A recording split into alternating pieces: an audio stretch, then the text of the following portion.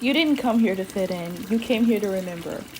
And today we're going to remember Hadar, where for some of us, it all began, or a lot of it took place.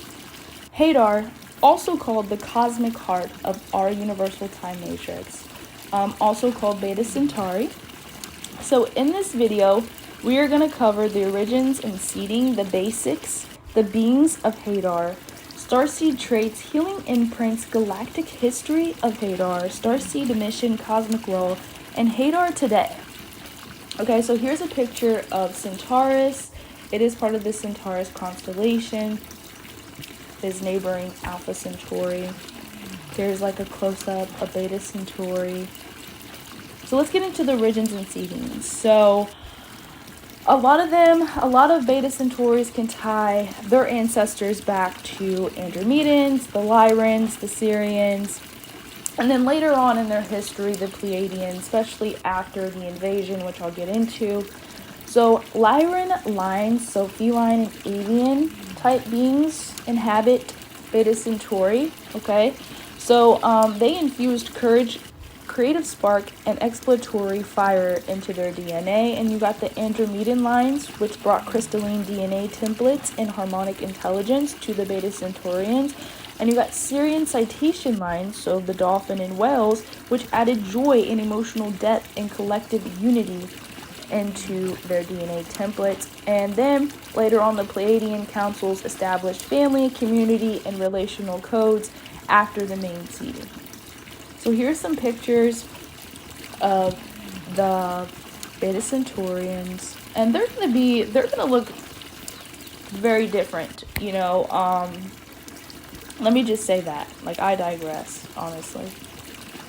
So the purpose of the Hadarians is to fuse the Lyran strength with Syrian empathy and Andromedan balance, which helps them embody strength and softness as one. So for a lot of you Beta Centaurian Starseeds, if you resonate with this, that's going to be a theme in your life, is embodying strength and softness as one, embracing your vulnerability, but also not letting it be used against you, you know, embracing your innocence, your purity, so to speak, but, you know, also protecting yourself and learning boundaries and implementing them is huge for the Beta Centaurian Starseed or Star being. So let's get into history, conflicts, and transformation. So the Draco-Seokar invasion. So negative Draco forces entered Beta Centauri disguised as allies. Manipulation led to genetic experimentation, forced breeding, and energy harvesting. So the Hadarians initiate generosity and openness, which made them very vulnerable, okay? So they kind of got seduced, so to speak, and they got, like, basically their own energy used against them, their kindness taken for weakness, so to speak. So that could be also a theme for you if you resonate with this. So system collapse and withdrawal. So several planets were destroyed or eradicated. Survivors withdrew from interstellar politics, focusing on healing rather than war. So I've heard this theory that, like, a lot of Beta Centauris, like today, Beta Centaurians, they kind of just focus in on themselves. Not that they're not for the higher purpose, but they're kind of really focusing on just rebuilding themselves back up to a higher consciousness, so to speak, as well. So this withdrawal created an archetype of innocence mixed with betrayal trauma carried into incarnations. So ongoing galactic healing. So Hadarians collaborate with Syrian and Andromedian allies on soul retrieval and karmic grid clearing. Their role has shifted from warrior to mediator and healer within galactic councils. So Starseed traits. So you guys radiate innocence, playful, joyful, childlike heart, childlike in nature. There's a deep empathy, like, you know, instantly you feel energy shifts and emotions of others, so shielding and protecting yourself is very crucial. Setting boundaries, implementing them again. Family builders, so you thrive in community around children and in nurturing roles. Magnetism and vulnerability, so you attract love and attention but risk exploitation, so you have a very big heart center, and probably in your aura you probably have a lot of pink or green, and this can just make you very susceptible to, again, just having your kindness used against you and things like that. And this is about sacral sensitivity. So there's strong sensual energy that you guys embody, that you guys are naturally born with. And often you're called to heal force breeding imprints in this life. So there can be sacral, womb chakra, root chakra, distortion, early childhood exploitation, for example, things like that. You guys are pure yet powerful. So when healed, you guys become living beacons of innocent light, even protecting probably the ones who don't really have a voice or who are naive, so to speak, right? So here's some more pictures of what the Beta Centaurians possibly look like, right? So mission on Earth, generalized, right, is to heal archetypes of betrayal and enslavement at both personal and collective levels, anchor family and community consciousness, rebuilding bonds where fragmentation occurred, and restore childlike joy and innocence, raising vibration in darker, heavy spaces, and embody pure love with sovereignty, modeling how softness and strength can coexist.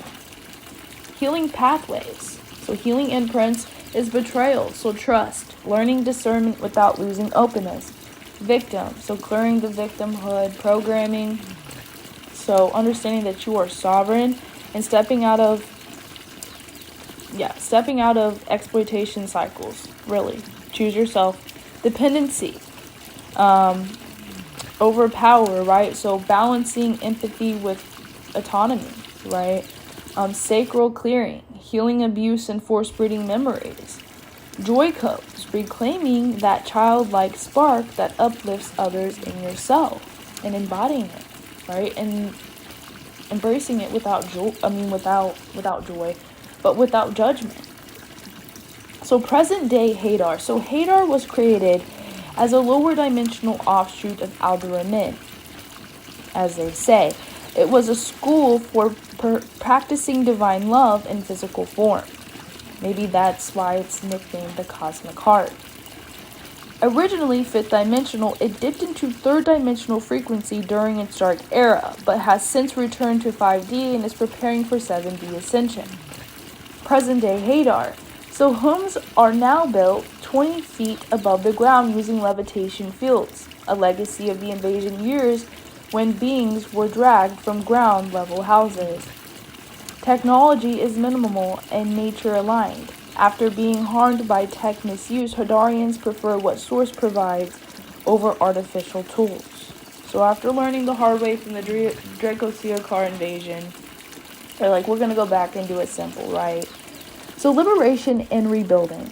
A directive of divine light struck Hadar, breaking the grip of darkness. Hadarians themselves had to awaken, stand up, and rebuild their society. They are now relearning their natural way of being, gentle yet sovereign, and serving as an additional beacon of divine love in this universe.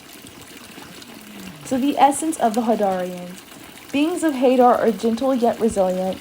Their superpower is love. Not naive love, but love paired with sovereignty. And they come to Earth as living reminders of how softness and strength can stand side by side and coexist together, rebuilding community and innocence wherever they go, and they are lovers, not fighters. So get at me if you guys want a Galactic Soul Map reading. If you want to learn more about your Starseed origins, it is $44. There is a 25% off sale if you use the Halloween in all caps code on Etsy.